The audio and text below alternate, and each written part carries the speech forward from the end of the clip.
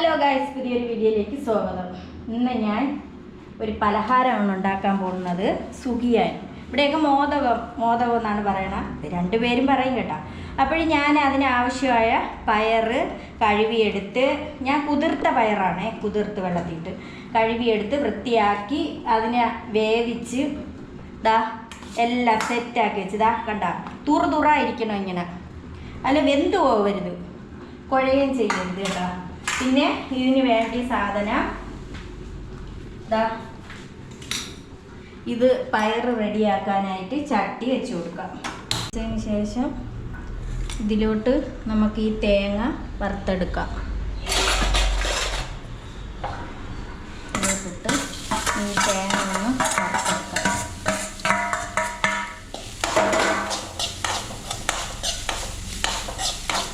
ഇനി ഇതിലോട്ട് പൊടിച്ചു വെച്ച തൊലി മാറ്റിക്കളഞ്ഞ് ഒരു 2-3 ഏലക്കര ഇത് പൊടിയിട്ട് കൊടുക്കാം. ഇട്ട് പിന്നെ ജീരകം, ശകല ജീരകം എന്നിട്ട് നന്നായി ഇളക്കി ഇച്ചിരി ഒന്ന് കളറായി വരട്ടെ.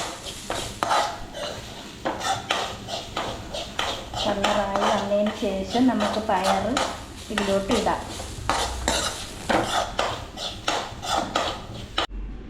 അങ്ങനെ തേങ്ങ റെഡി ആയിട്ടുണ്ട്. തേങ്ങ ഒരുവിധമായി. ഇനി ഇതിലോട്ട് നമ്മൾ പിന്നെ വേവിച്ച് വെച്ചിരിക്കുന്ന പയർ വെന്ത് പോവരുത്, വെന്ത് പോയി കഴിഞ്ഞാൽ കൊളാവും. ഇത് എന്താവുമെന്ന് എനിക്ക് അറിയില്ല, ഞാൻ ചെയ്ത് നോക്കണം. എന്നിട്ട് ഒന്ന് ഇളക്കിയതിന് ശേഷം എല്ലാം കൂടെ ഒന്ന് ഇളക്കി മിക്സാക്കിയതിന് ശേഷം നമുക്കിതിൽ പഞ്ചസാര ചേർത്ത് കൊടുക്കാം. പഞ്ചസാര മധുരത്തിന്. ഇതിപ്പോൾ ഞാൻ ശർക്കരയല്ല ചേർക്കണം കേട്ടോ, പഞ്ചസാരയാണ്. മധുരം കാണുമായിരിക്കും. പഞ്ചസാര ചേർത്ത് അപ്പം ഈ പഞ്ചസാരയിലെ വെള്ളം ഇതിൽ അലിഞ്ഞിറങ്ങുമല്ലോ, അതൊന്ന് ഇതാക്കി കൊടുക്കാം. ഇളക്കി വെള്ളം അതിൽ പിടിക്കട്ട് ചട്ടിയിലോട്ട്.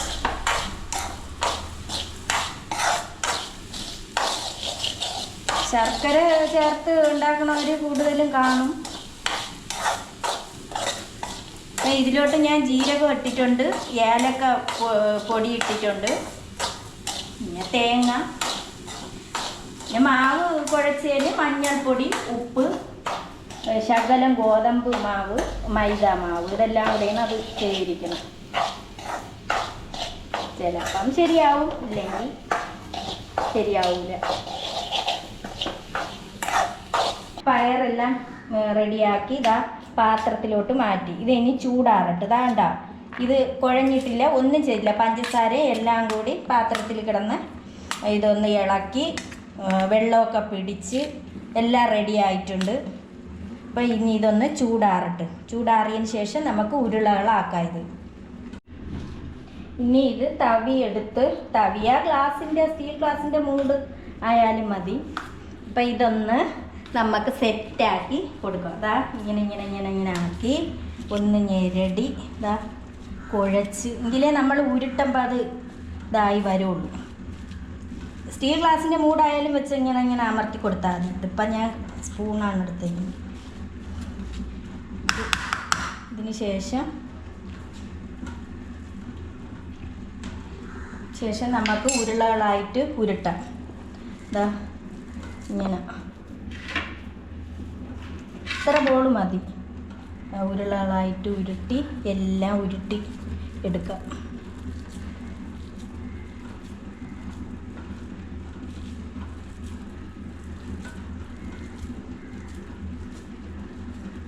ഇത് നല്ല ടേസ്റ്റ് ആയിരിക്കും എന്ന് തോന്നണം.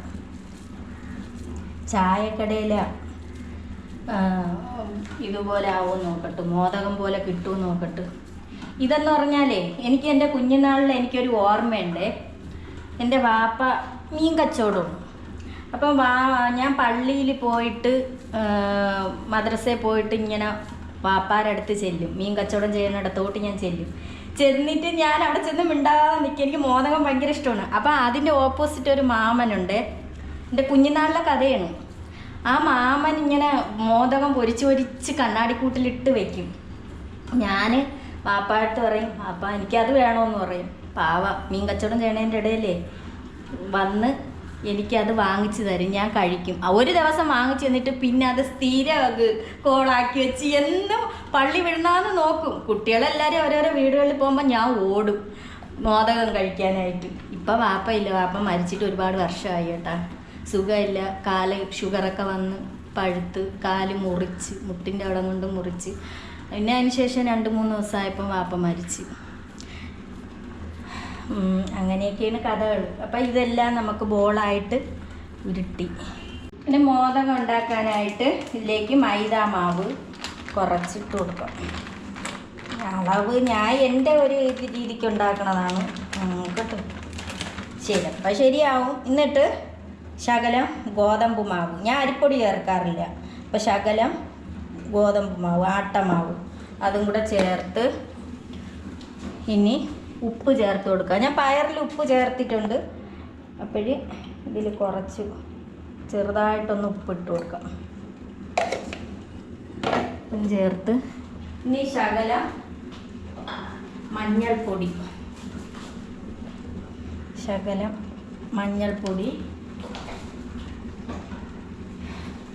എന്നിട്ട്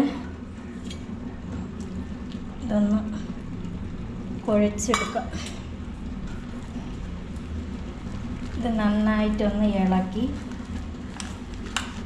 വെള്ളം ചേർത്ത് വെക്കുക.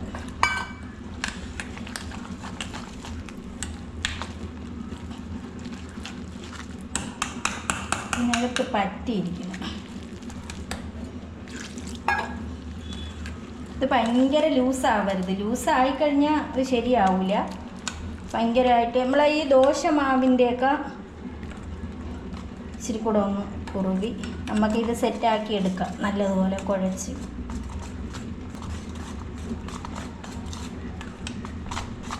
ചട്ടി അടുപ്പത്ത് വെച്ച് എന്നിട്ട് എണ്ണ ഒഴിച്ച്, അപ്പോൾ കുറച്ച് എണ്ണ ഇവിടെ വേണ്ടി വരും, ഇത് മുങ്ങണമല്ലോ. അപ്പം അതൊന്ന് എണ്ണ തിളക്കട്ട്.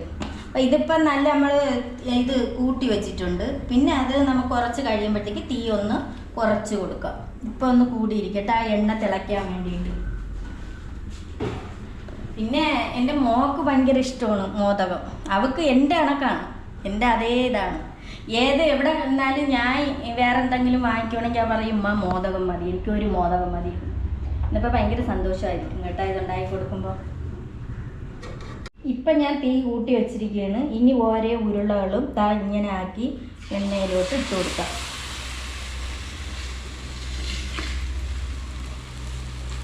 ചിലതൊക്കെ ശരിയാവുമായിരിക്കും, അറിയാൻ വയ്യ.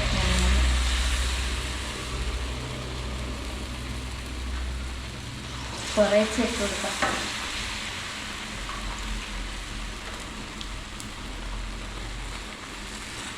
ശരിയാവും എന്ന് പ്രതീക്ഷിക്കാം.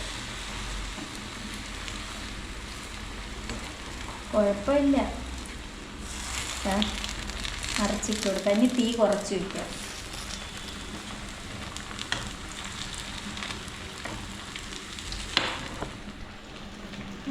കുഴപ്പമില്ലാത്ത രീതിക്ക് വരുന്നുണ്ട്. തീ കുറച്ച് ഞാൻ ഇട്ടിരിക്കുകയാണ്. അങ്ങനെ നമ്മുടെ മോദകം ശരിയായിട്ടുണ്ട്. കുഴപ്പമൊന്നുമില്ല.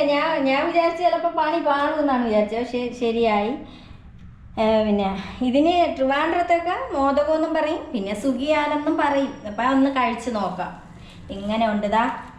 കണ്ട പയറ് നന്നായിട്ടുണ്ട്. മധുരം ഉണ്ടാന്ന് നോക്കാം, കഴിച്ചു നോക്കാം. വിചാരിച്ച പോലെ അല്ല കേട്ടോ, നല്ല ടേസ്റ്റ് ഉണ്ട്. എല്ലാം കറക്റ്റ് ആയിട്ടുണ്ട്. പക്ഷേ ഏലക്ക എനിക്ക് ഒരുപാട് ഇടുന്ന ഇഷ്ടമല്ല. അതിൻ്റെ ശകല അരി മാത്രം, അതിൻ്റെ തൊലി മാറ്റും. നല്ല ടേസ്റ്റ് ഉണ്ട്. ഇതിപ്പോൾ നമ്മൾ ചായക്കടയിൽ നിന്നൊക്കെ വാങ്ങിക്കും പോലെ തന്നെ നല്ല ടേസ്റ്റാണ്. അപ്പോഴെല്ലാവരും ഉണ്ടാക്കി നോക്കണം. കണ്ട ശകലം മഞ്ഞപ്പൊടിയൊക്കെ ഉണ്ട്, മഞ്ഞളൊക്കെ ചേർത്ത് അടിപൊളിയായിട്ടുണ്ട്. അപ്പോൾ അടുത്ത വീഡിയോയിൽ കാണുന്നത് വരെ ടാറ്റാ.